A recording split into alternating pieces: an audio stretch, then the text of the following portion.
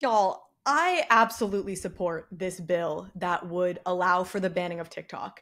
And I am shocked by how misinformed people seem to be about this whole situation. So, in case you missed it, the US House of Representatives has passed a bill that would allow the US government to ban TikTok. Now, it still needs to move through the Senate. Joe Biden would still need to sign it for it to be a law. So, we're not quite at the final stages of this yet, but it has passed its first hurdle, which is it has now been passed by the US House of Representatives with an overwhelming majority, for what it's worth, bipartisan support. Okay, so fundamentally what this bill is actually trying to do is it's trying to get ByteDance, which is the parent company for TikTok, to sell TikTok to an American company or American investors, which I totally support and absolutely think would be the best case scenario.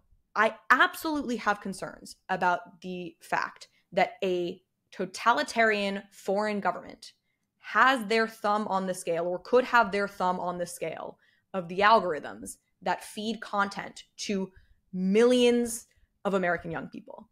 I mean, this is the most influential social media app, I believe, ever. The rate of growth of TikTok is staggering. The amount of time spent on the app is staggering. By the way, I love TikTok. It's a fantastic app. This is partly why I'm so concerned. It is so effective at what it does, which is to keep you on the app, keep you scrolling, keep you engaged, and especially when we talk about influence for young people, for American youth and youth around the world, certainly.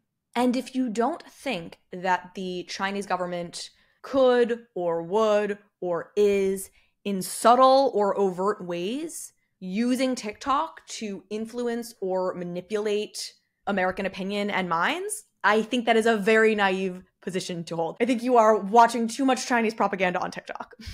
But the reactions to this, to me saying, I fully support this TikTok bill because I am uncomfortable with what could potentially be a very cozy relationship between the CCP, the Chinese Communist Party, and TikTok, the reactions have been wild. So somebody here said, American-owned platforms do this shit all the time, but people only have a problem with it when it's Chinese. And actually, no. No, I actually have a problem with it if American-owned companies are doing it as well. I am not a fan of censorship. Now, obviously, things are always about where do you draw the line. I don't believe people should be allowed to go online and threaten to kill certain people or tell people to go kill somebody, or like there are lines to things. And that's a debate we can have. But if you think American-owned companies and Chinese-owned companies are equivalent, you're just wrong. And it's because the American government and the Chinese government are not equivalent. Look, I am plenty critical of the American government, plenty skeptical of the American government. I do not think that we are without corruption or major problems or major flaws or major failings. And still, I understand that there's a huge difference between the freedoms we are allowed in America and the freedoms that are allowed in China. Every company that is in China is to some degree just an extension of the Chinese government because they have broad sweeping control. Look up Jack Ma. Jack Ma was the biggest Chinese entrepreneur. He founded Alibaba, the Amazon of China. And he basically went underground and disappeared because he had started to get too vocally critical of the Chinese government and Chinese regulators. He's back in China now as like a professor. Like he's not even an entrepreneur, and he is hardly heard from. That is wild. That is not the kind of thing that happens in America. Elon Musk, clearly no fan of Joe Biden, and vocally so. And not only did he not have to go underground for that fact, he bought one of the biggest social media platforms in the country and the world because legally he is allowed to do that, and the government is not going to stop him or silence him as much as they may want to. Again, yes, the US government has put its thumb on social media apps in this country before. In fact, they did it with Twitter, which Elon Musk exposed when he bought the company. That is how different these two systems are. The other thing I've been seeing a lot is comments about data. And somebody commented this to me specifically. They said, so Facebook and Instagram are American owners and used around the world, and they've been caught selling user data. I don't see the rest of the world asking USA to sell those apps to them. First of all, oh, that's nice. My hair looks good. First of all, Instagram and Facebook are banned in China. China doesn't let American social media apps like that in their country. So what does that tell you, A? But B, yeah, I think that data rights are an issue, and they have been an issue for a long time, and it's taken us far too long to get up to speed with them, and all of our privacy has been taken from us. That's a secondary issue to me, to this issue of who controls the algorithm. And the data piece is a component of that, because if you have a foreign government that has a lot of data about the mindset, the preferences, the just profiles of American individuals and use, and I'm saying America, but this could apply for the whole world, right? If they have really good data about us, they might be able to more effectively manipulate us. This is clearly something that many governments around the world would be interested in doing. And if you don't have a proper separation between your business community and your government, then it's something that can be done. So the data piece amplifies what they're able to do or the potentially nefarious things that could be done, but it is not the fundamental issue to me. The fundamental issue is who is controlling the algorithm. And this is so important because another comment that I saw said, are you not aware of Russia's influence operations on all of the social media platforms in the US? They have been quite successful. I also wouldn't assume China is not operating in the same fashion. They don't need their own platform to do it. Oh, Chad, really? Oh, I'm sorry. Oh, do foreign governments want to influence things in the United States? Is that not literally my point? Yes, of course there are other social media platforms, and Russia and China and all sorts of foreign governments want to leverage our social media platforms and the algorithms of our social media platforms to spread propaganda in the US. But there is a huge difference between leveraging an algorithm and owning the algorithm. I believe that Facebook's number one priority is profit maximization. So they don't give a shit if you're saying bad things about Trump, or you're saying bad things about Biden, or you're saying good things about Trump, or you're saying good things about Biden. They just want to keep you on their platform and keep monetizing you.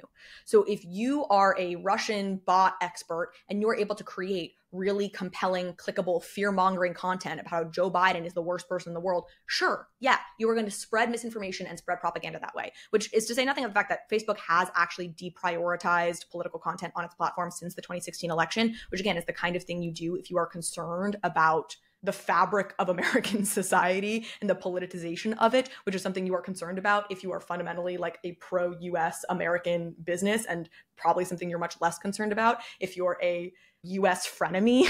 But that even aside, the bigger point here is Facebook's number one concern is profit maximization. And if you are a foreign entity with nefarious intent, you can exploit that profit motive. The Chinese government has interests that go beyond simply profit maximization. They have ideological goals, they have geopolitical goals, they have other battles that they may want to wage. And again, because they are so close and they have such a tight handle on everything that happens in the country, including in the business community, they could supersede simple profit maximization goals within the app of TikTok to push these other broader ideological geopolitical goals. Even if you don't, for example, show any predilection, any preference for content that is subtly or overtly anti-American, they could just tweak the algorithm so that anti-American sentiment gets shown a little bit more broadly, that who's somebody who doesn't have any predilection towards it or hasn't shown any predilection towards it, maybe sees it a little bit, maybe just a little smattering of it, something that seems subtly anti-American. Or they could make sure that they throttle or that they dial back anything that's anti-Chinese or any sort of anti-Chinese sentiment could get dialed back a little bit in the algorithm in subtle ways where you're not necessarily realizing it. It's about what is getting reach and what isn't getting reach. I have to say, again, not to be a conspiracy theorist, but I have noticed that every so often I will get a video on TikTok about like an amazing piece of Chinese engineering. Like I saw some video about this bridge that was made in China, and it was like, oh, look at this amazing bridge, and this is how they did it, and it's so cool. And I was like, oh, this is kind of an interesting video. It's not remotely like the other content that I usually get, which is why I had the thought, like, is this just subtle Chinese propaganda? Not particularly harmful. I'm sure the Chinese have amazing feats of engineering and it's cool to know about it. It's not like it's a lie, but you can drip feed certain things and not drip feed other things, or drip feed certain things that are negative about a particular country and not drip feed things that are negative about another. Like you have your thumb on the scale of the content that is being seen by millions, hundreds of millions of people around the world and millions of Americans. And yes, I find it concerning to think of a dictatorship, a foreign dictatorship, having that power. So my dream scenario is that ByteDance divests themselves of TikTok. TikTok finds an American home, an American owner where it can be fully independent. And that won't mean it's without its issues. It won't mean that there won't be censorship challenges. It doesn't mean that all of the problems go away entirely, but it would sure as hell make me feel a lot more comfortable. Now, the last thing I'll say is that even if that doesn't happen, if ByteDance doesn't divest from TikTok, doesn't sell TikTok, and TikTok does end up getting banned, the truth is the ban is not really what it sounds like. The ban is essentially that it won't be allowed in app stores anymore. But if you already have the app on your phone, they're not going to boot it off. Like, you'll still have the app on your phone. You'll still be able to use the app. It's just new users will have a harder time getting the app because they won't be able to get it in app stores. But realistically, you'll probably be able to use a VPN or in other ways access TikTok. So there's really not that big of a ban in the scheme of things. I mean, it's still somewhat a big deal, and it certainly would be sending a message. But frankly, it's a message that I am all for sending. All right, folks, that is today's episode. If you did enjoy, please consider subscribing, liking, commenting. Comment. I want to hear your comments. I want to see your unhinged, completely uninformed comments, folks. Just kidding. Please do comment. Would love to hear it. We'll see you next time.